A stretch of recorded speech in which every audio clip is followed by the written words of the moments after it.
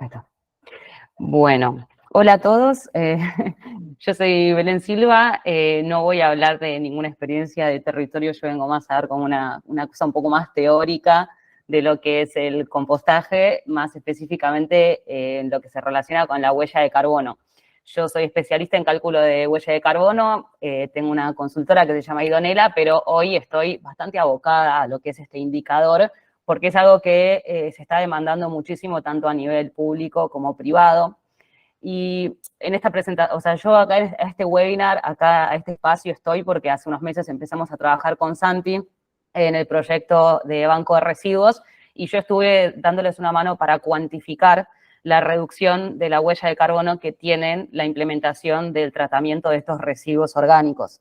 Yo hoy les voy a explicar un poco de qué se trata este indicador, pero más allá de eso creo que es importante que sepan que creo que es muy valioso poder cuantificar y llevar a números todas las ventajas ambientales que tiene todo el laburo que ustedes hacen. La huella es solamente un indicador. Hay un montón de otros indicadores que van a servir para que ustedes puedan mostrar, tanto sea a la hora de pedir financiamiento, a la hora de mostrarse en redes sociales, a la hora de hablar con otras personas y compartir sus experiencias. Creo que siempre está bueno saber que todo el trabajo que ustedes hacen y todas estas ventajas súper valiosas que ustedes brindan al ambiente se pueden cuantificar en términos de indicadores ambientales y la huella de carbono es uno de ellos. Yo hoy les voy a contar el paso a paso de en 5 o 10 minutos, que es un poco el tiempo que tengo. Voy a intentar que se entienda, si no después voy a dejar mi mail, me pueden escribir. Pero sí voy a contar un poco cómo fue este trabajo que hicimos con Santi para cuantificar cuánto es que se reduce la huella de carbono de la disposición de residuos cuando uno composta en comparación a cuando uno tira esos residuos a un relleno sanitario. Así que bueno, ahora sí, voy a empezar con la presentación.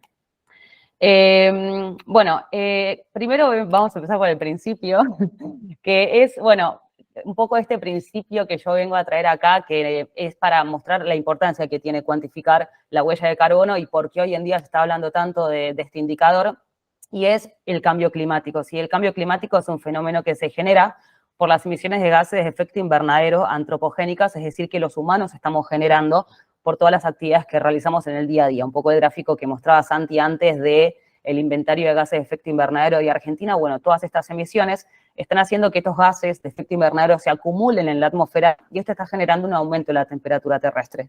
Y este aumento de la temperatura genera modificaciones en los patrones climáticos, mejor conocido como cambio climático.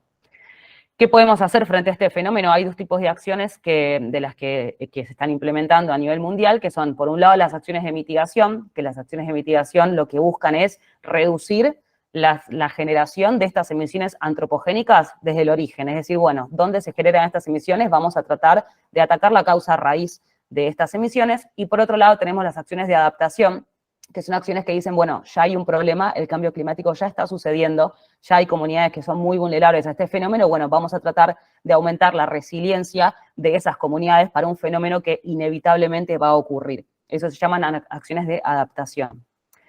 La huella de carbono es un indicador de las emisiones de gases de efecto invernadero, es decir, estas emisiones de GEI antropogénicas que generan el cambio climático. La huella de carbono mide esas emisiones vinculadas a las actividades de una organización, puede ser una empresa o puede ser un organismo público, puede ser una persona o puede ser un producto. ¿Sí? La huella de carbono cuantifica cuántos gases de efecto invernadero se generan por las actividades de una empresa, por la fabricación de un producto, por el transporte de una persona de un lugar a otro, es decir, básicamente cuántas emisiones tienen que generarse para realizar esa actividad o ese producto. Esto es un resumen súper de que si yo tuviera que resumir mi trabajo de cálculo de huella de carbono, lo haría con esta ecuación, que es básicamente la ecuación madre que se usa para calcular la huella de carbono, es decir, para cuantificar estas emisiones antropogénicas en una actividad, que es huella de carbono es igual a un factor de emisión por la actividad, ¿sí? En el caso de los residuos, la actividad son los kilos de residuos que se generan, serían los kilos de residuos a disponerse o a llevar a un relleno sanitario, y el factor de emisión, en este caso, va a depender del tratamiento que tenga ese residuo. Entonces, la huella de carbono asociada a la disposición o al compostaje o al reciclaje de un residuo va a depender del tratamiento que tenga ese residuo.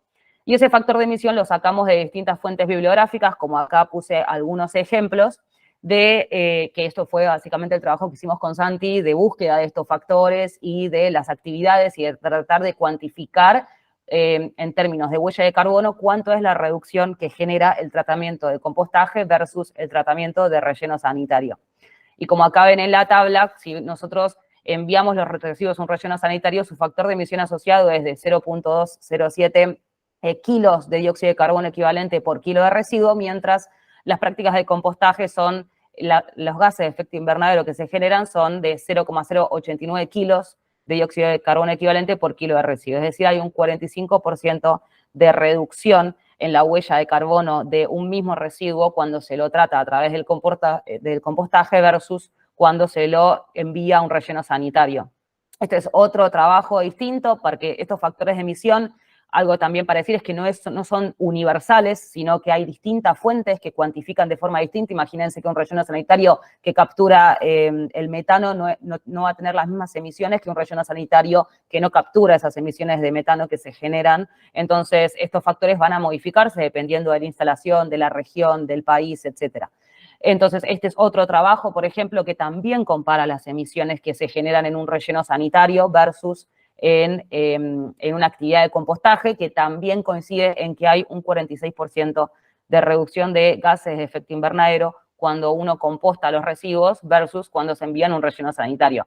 Porque como sabrán, el compostaje de residuos también libera emisiones de dióxido de carbono, pero el relleno sanitario genera emisiones de metano, que es un gas de efecto invernadero que es mucho más potente que el dióxido de carbono. Entonces, hay una generación de emisiones de gases de efecto invernadero en la actividad de compostaje, pero es mucho menor que las emisiones que se generan en un relleno sanitario.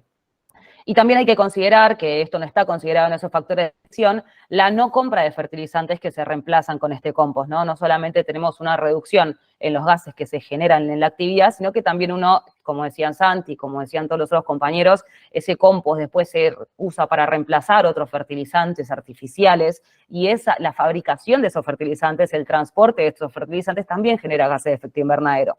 Entonces, si nosotros no estamos comprando esos fertilizantes, todas esas emisiones del ciclo de vida de ese fertilizante no se están generando, con lo cual también habría una reducción en las emisiones de gases de efecto invernadero por la no compra de estos fertilizantes que se reemplazan con compost.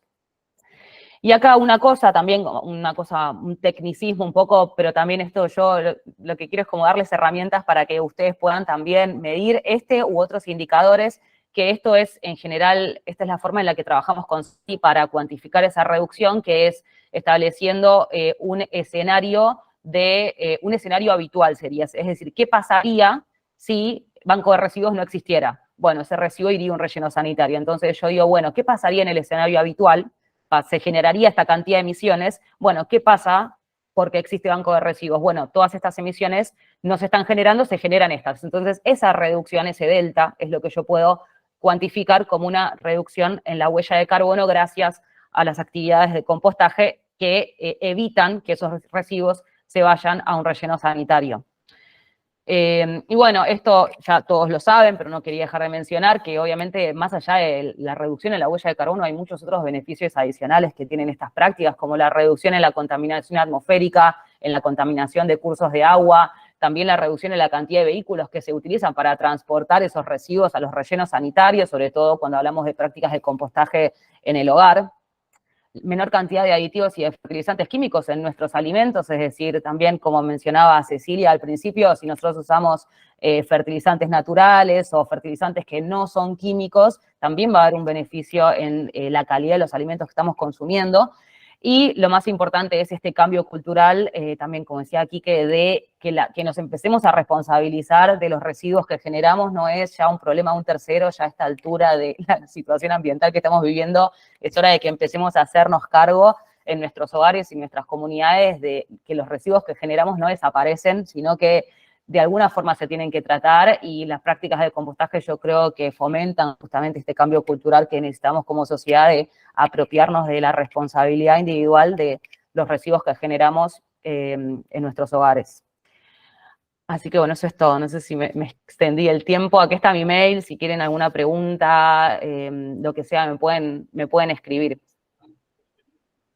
Espectacular, Belu. Impresionante y nada, la verdad que es un gusto tenerte acá dándonos todos esos saberes y toda esa habilidad de investigación y de buscar cómo adaptar esos modelos a estos cálculos también, que ahí capaz que se ve un poco sencillo por lo que mostraste, pero tiene todo un trabajo teórico detrás y me parece importante de dar esa discusión también en lo que es el sector de los residuos, en eso, porque para lo que es el tratamiento de orgánico, es donde más se emite al descomponerse.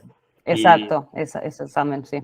yo creo que tenemos que hablar de eso, hablar también de que el propio compostaje es una actividad que emite, eso es cierto, pero si lo comparamos en un escenario, emite mucho menos. Y si consideramos también el potencial de captura, de regeneración de los suelos, también ahí es significativamente superior su aplicación.